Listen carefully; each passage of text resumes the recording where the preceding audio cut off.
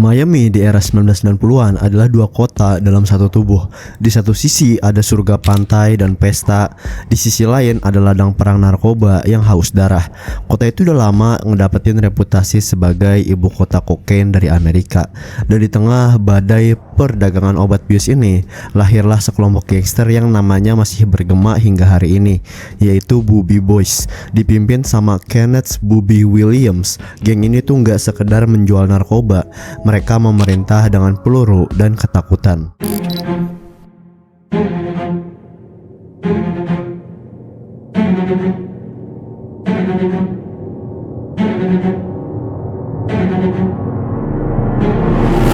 Williams pertama kali mencicipi kekerasan itu pada 1987 bre.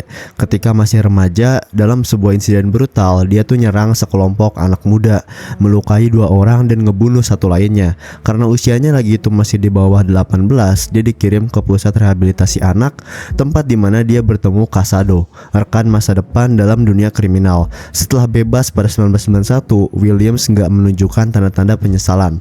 Justru sebaliknya, dia haus akan kekuasaan dan siap menaklukkan dunia gelap Miami. Kesempatan itu datang dalam bentuk Charles, seorang pemain cerdik yang menggunakan paspor palsu untuk menjalin koneksi dengan pemasok narkoba di luar negeri. Jalur distribusi mereka itu terbentang dari Amerika Tengah dan Selatan ke Bahama, lalu ke Miami, yang dijadiin jalan tol emas bagi kokain. Williams dengan ambisinya yang membara langsung mengumpulkan kru dan membentuk organisasi yang dikenal sebagai Bobby Boys. Mereka bukan geng jalanan biasa, mereka tuh nguasain 25 kota di 12 negara bagian. Dan pada 1992, Bobby Boys itu menjadi ancaman serius bagi para pesaing mereka di pasar narkoba. Namun kejadian itu tentunya nggak datang tanpa pertempuran. Pada Natal 1993, konflik mereka dengan keluarga kriminal Thomas itu meledak menjadi kekerasan terbuka. Di sebuah pom bensin, tembakan dilepasin, newasin 2 orang yang kagak ada sangkut pautnya bre. Seorang angkutan lokal dan seorang tamu dari Queens yang sedang mengunjungi keluarga. Darah nggak berdosa di aspal itu menjadi awal dari perang balas dendam yang kagak kenal ampun. Pertemuan berikutnya terjadi di luar sebuah barbershop, tempat geng Thomas ngelepasin hujan peluru, sekitar 90 tembakan menurut saksi mata. Salah satu anggota Bobby Boys itu berhasil kabur meski terluka, sementara anggota lainnya yaitu Duke tewas di tempat. Dalam waktu kurang dari 24 jam balas dendam langsung datang. Seorang pria bernama Benny yang diduga terlibat dalam pembunuhannya si Duke ini ditemukan dan dieksekusi di trotoar, tapi kemenangan itu datang dengan harga yang mahal. Di dekat jasadnya Benny, polisi menemukan sebuah pager. Benda kecil itu menjadi awal runtuhnya dominasi Bobby Boys. Saat diusut, perangkat itu ternyata bukan milik si korban, melainkan milik salah satu pembunuh. Saat petugas menghubungi nomor-nomor dalam daftar kontak, nama Rogers itu terus muncul, dan tiba-tiba jaring penyelidikan mulai mengarah langsung ke lingkaran dalam geng. Namun geng ini kan udah terlalu tenggelam dalam darah buat berhenti.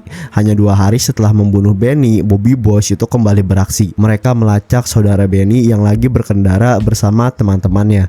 Tanpa basa-basi, 2 anggota geng itu langsung ngejar mobil itu, menembaki mereka, terus menghilang ke dalam malam, meninggalkan peluru, jasad dan pesan yang gak perlu diterjemahkan. Kalau ini bukan soal bisnis, ini udah jadi perang. Geng Bobby Boys itu bukan sekedar sindikat narkoba, mereka adalah mesin kekacauan yang beroperasi di banyak medan tempur sekaligus.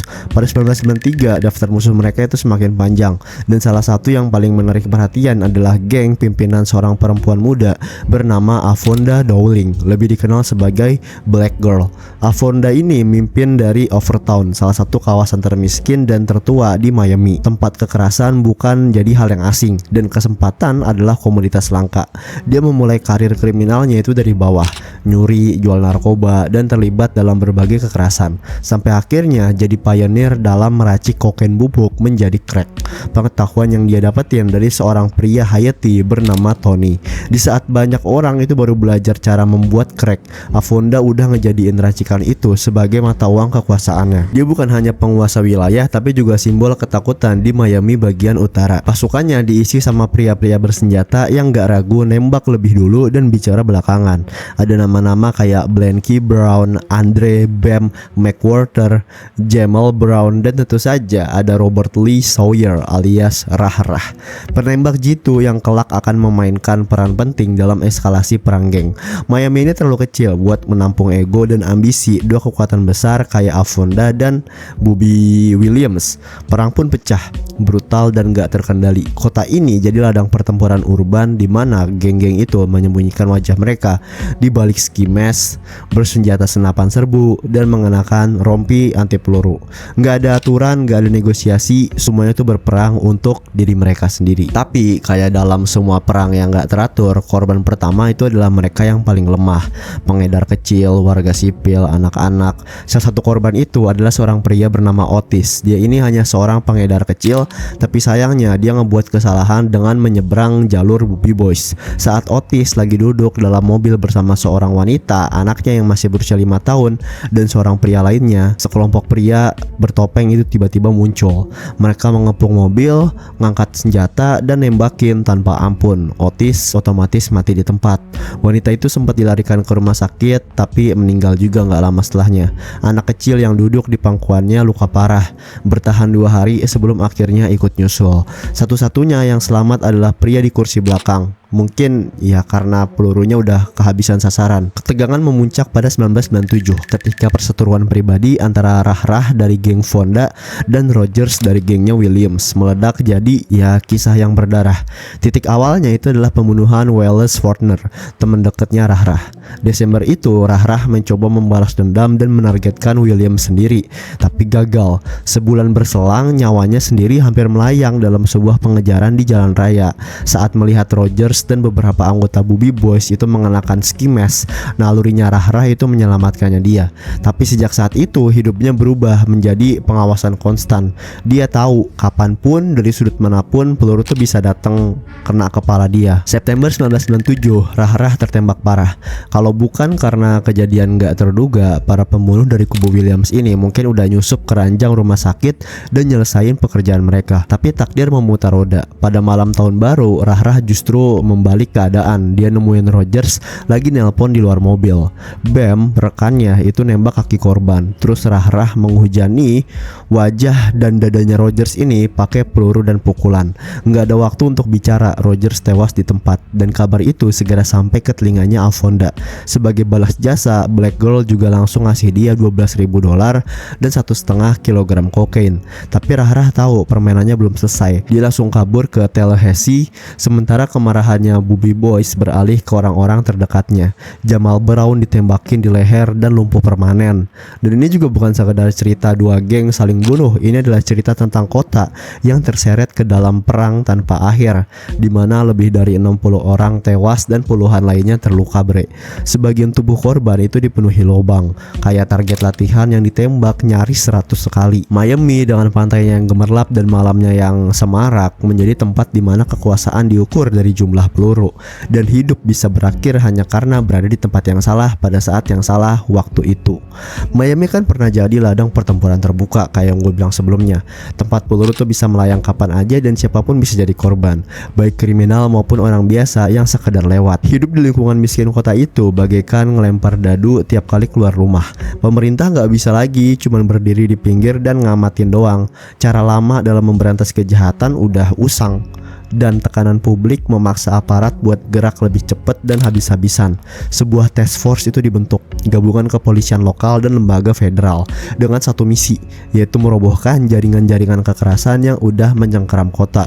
Mereka mulai dari yang sederhana, membuka kembali kasus-kasus lama yang melibatkan senjata api, dan perlahan mulai menjaring para pelaku yang selama ini lolos dari radar. Nama-nama besar kayak Kenneth Bobby Williams dan Avonda Black Girl Dowling itu masuk dalam daftar buruan. Anggota-anggota geng mereka ditangkap satu persatu, dan hampir seketika kekerasan jalanan turun hingga 80% bre. Miami bisa napas sebentar. Untuk pertama kalinya setelah bertahun-tahun hidup di bawah bayang-bayang senapan laras panjang dan eksekusi terang-terangan di siang bolong, Bobby Boys jadi target pertama. 25 orang dari jaringan itu akhirnya dijebloskan ke penjara. Tapi William, si ladang dari semua kekacauan itu, masih sempat ngindar. Hadiah lebih dari $100.000 diumumkan untuk siapa siapa aja yang bisa membantu Williams ini ditangkap. Dia bahkan muncul di acara America's Most Wanted, yang dimana di sana dia tuh dituduh atas 15 pembunuhan. Tapi pelariannya nggak abadi. Setelah penyelidikan panjang, pada 17 Mei 1999, US Marshals itu berhasil nangkep Kenneth Williams di sebuah kawasan pinggiran di Georgia. Proses hukumnya itu dimulai awal tahun 2000. Lebih dari 100 saksi dihadirkan, warga sipil, rekan satu geng, bahkan musuh lamanya. Hasilnya udah bisa ditebak, yaitu hukuman seumur hidup tanpa kemungkinan pembebasan bersyarat. Teman lamanya, Casado, itu juga menerima vonis yang sama. 3 tahun kemudian, giliran Avonda Dowling menghadapi meja hijau. Beruntung, nasibnya masih berpihak padanya. Alih-alih menghadapi potensi hukuman mati, dia harus dijatuhin hukuman 20 tahun penjara. Nggak seberuntung itu, anggota-anggota lain dari geng lawan yang tersisa dihukum berat. Ada yang seumur hidup, ada juga yang 30 atau 40 tahun, tergantung seberapa dalam darah mereka menodai jalanan Miami.